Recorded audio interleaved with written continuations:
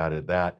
New Irish Soviet state bans seniors over 60, Mike, from traveling until they've had their second dose of the AstraZeneca jab. So this is a bit shocking, but let's look at what the Irish Independent says here. More than 400,000 people who are waiting for a second dose of the AstraZeneca COVID-19 vaccine have been told they cannot travel abroad, if you can believe this.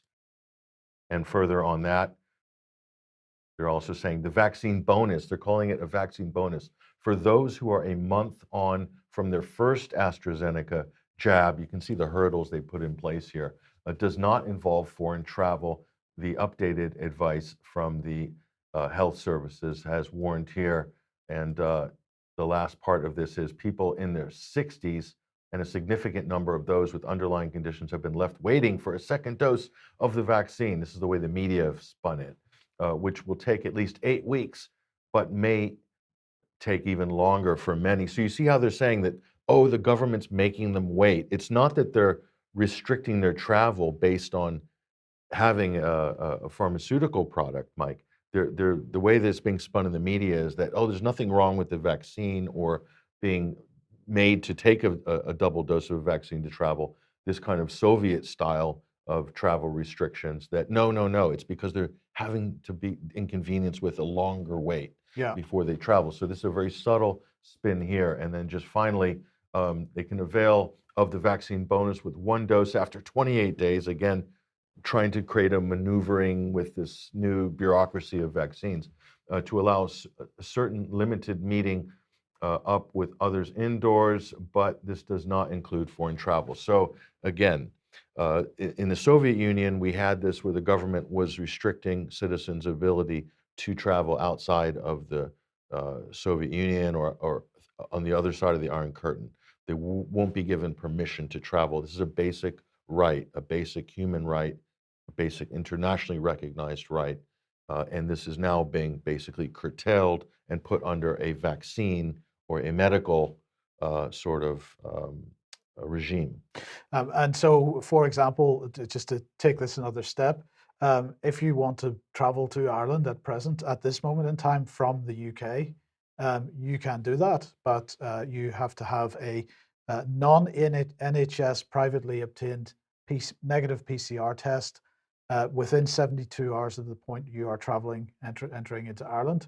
And then you must quarantine for 14 days at the address that's on your passenger locator form. But you can get out after 10 days if you take a PCR test at 5 days and the 10 days, and both of those turned out to be negative. If you're fully vaccinated, that means both doses, and you're traveling from the UK to Ireland, you still have to quarantine in Ireland for 5 days, and you're only allowed out if you return a negative PCR test. Now, those rules are running up until, I believe, the end of July, at which point the EU vaccine passport comes out. But in order to qualify for that passport, as Patrick has said, you've got to have both doses of your vaccination. And then the rules are relaxed for traveling within the Eurozone area, but there's still problems about coming to and from the UK. Now, this is very interesting because the UK and Ireland are part of the common travel area. There's supposed to be zero borders and zero controls between the UK and Ireland. And this is a treaty that has stood since whenever, I think it was the 1920s or so. So there's a breach of treaty going on here, a breach of international law. And what's the justification for it? Well, we know what it is. It's emergency powers. But this breach has just been brushed under the rug. No one's talking about it. What about the Good Friday Agreement? How does this affect the Good Friday Agreement? Is there still a border between Northern Ireland? Well, I was asking. I mean, is this now a vaccine border?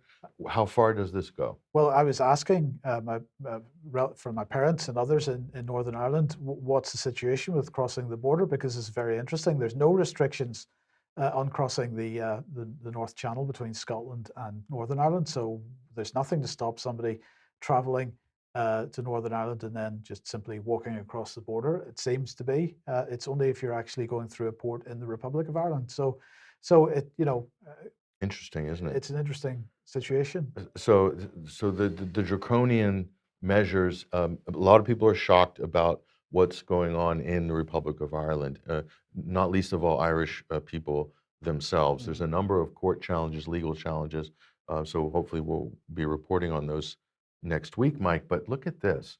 This is from the Irish Independent.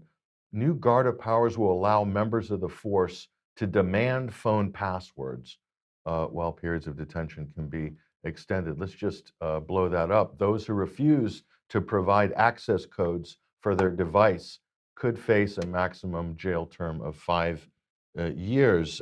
Is this, that doesn't even fly in the UK at the moment, does it? I mean, is that more extreme than the laws that we have here? There have been cases where people who refused to give their access to their devices ended up in prison.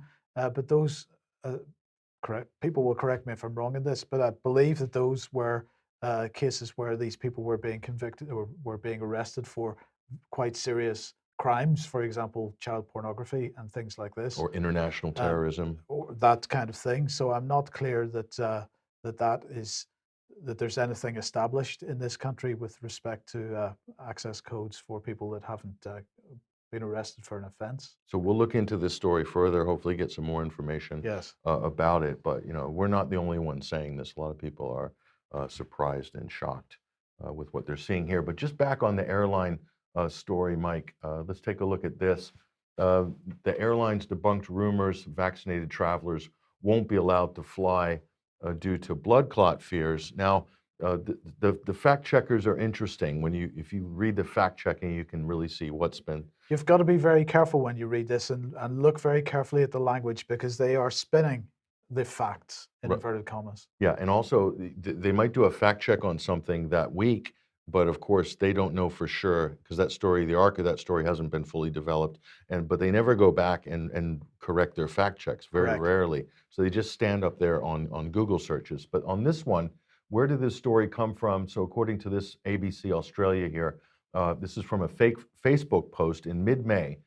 This quote is someone saying, "I heard that someone who has contacts inside the airline, and they are now discussing that the injected should not be allowed to fly."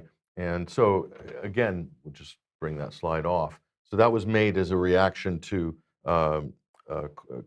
statements that were being made at the time by the Qantas CEO, I believe his name is Alan Joyce, regarding requiring vaccinations to travel on Qantas Airways. And then we see this story pop up on Facebook. Now, it could very well be a fake news story, Mike. There's a lot of posts on social media that literally people are kind of saying anything, or they're passing on rumors and passing on rumors of rumors.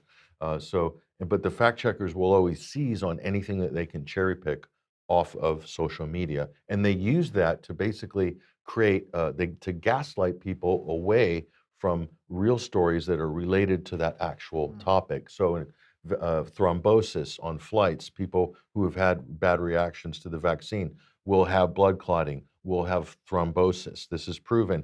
That could be exacerbated by traveling on airplanes. Yes. Common sense. So you can see this is one of the most insidious ways that the fact checkers use to basically divert or to discredit genuine inquiry into a really important topic. And I'm going to tell you, lives are at risk.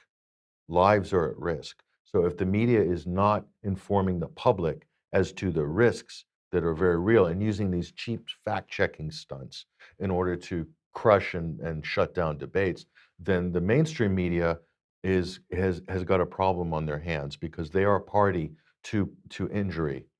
They're a party to, I would say that's criminal activity. What social media companies are doing right now with regards to censorship on this issue, I would say it does drift into the realm of criminality, because they are shutting down genuine stuff that's in the public interest. Why? Because they claim it's medical misinformation. But what are they doing? Are they really just protecting the transnational pharmaceutical cartel and the political interests that are tied to it? I think they might be. I think they might. Just to remind everybody what the situation is with clotting and COVID vaccine science, because, and this article from Dr. Mike Williams on the UK column, if you haven't read it yet, please do read it. It is really important. And when you're talking about potential liability, it's really important, because one of the points that this article very strongly makes is that the toxicity of the spike protein was absolutely understood in the scientific literature for a long period of time before the drugs companies decided to use the spike protein as the mechanism for generating antibodies. And so we've got a quote here. In short, some of the patients were positive for antibodies, and the authors concluded that the AstraZeneca vaccine is associated with development of pro-thrombotic disorder and clinically resembles heparin-induced thrombocytopenia, but which shows different serological profile. They proposed calling the new problem vaccine-induced prothrombotic immune thrombocytopenia, VIPID. Something tells me that this name is going to change ASAP. Well, it may well do, but this article absolutely makes it clear that it was understood in the literature for quite some time that the spike protein didn't stay in any one location in the body, spread throughout the body, caused problems in lots of different parts of it, but basically every organ in the body. That was understood before these vaccines were produced. Yeah, so the distribution, what they call the biodistribution of this particular molecule that's being introduced, or that your body's manufacturing as a result of the vaccine, it spreads everywhere, and they're finding it spreading in the most sensitive areas. It's passing the blood-brain barrier.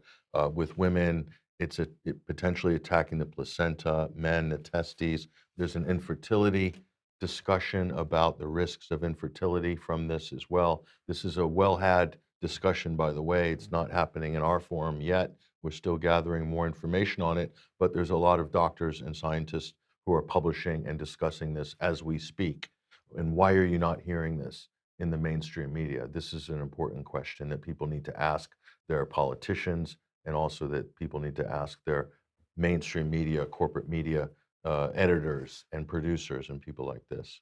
Okay, good news from the Times, Patrick. The low COVID reinfection rate suggests lasting immunity. Now, the implications of this article, or what they're trying to imply, is that the vaccine is working, it is doing its job, and therefore low reinfection is suggesting lasting immunity. They say a tiny proportion of people have been reinfected with coronavirus, according to an analysis of 4 million confirmed infections.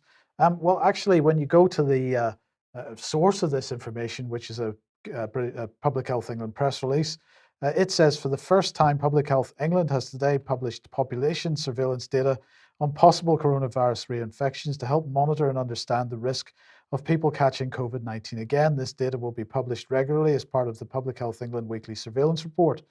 The current data shows that there's a low risk of reinfection of SARS-CoV-2. There were 15,893 possible reinfections with SARS-CoV-2 identified up to the 30th of May 2021 in England throughout the pandemic, out of nearly 4 million people with confirmed infections. And the key point here is that the timescales involved in this study, it's from June 2020 up until May 2021.